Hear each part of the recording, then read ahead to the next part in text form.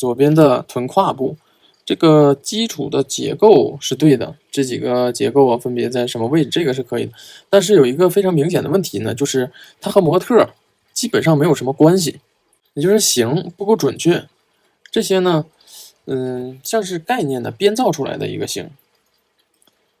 只是参照着模特的一个动态，然后自己编了个结构，它就不够准确。比如说看这个它的髂前上棘的位置，耻骨联合的位置，虽然我也在找结构啊，但是呢，我是照着它的造型去画。这个是大腿的朝向，它这里比较鼓，我们可以先不用去考虑它的结构，因为这个地方的肌肉呢没有独立的轮廓。然后从这个位置往下来，大概呢能够看得出来这个缝降肌。然后它的耻骨联合在这里，它的大转子大概在这里，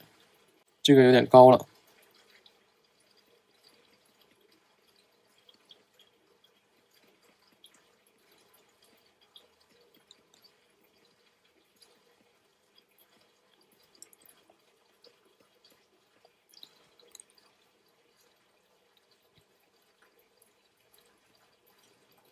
这里鼓出来的是另一侧的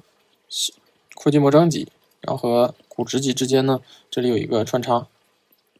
我们在画的时候呢，一定不要脱离模特自己去编着画，一定要依照模特的形去分析它的内在的结构。然后这个是这个模特的形啊，形都不够准确，要注意这一点。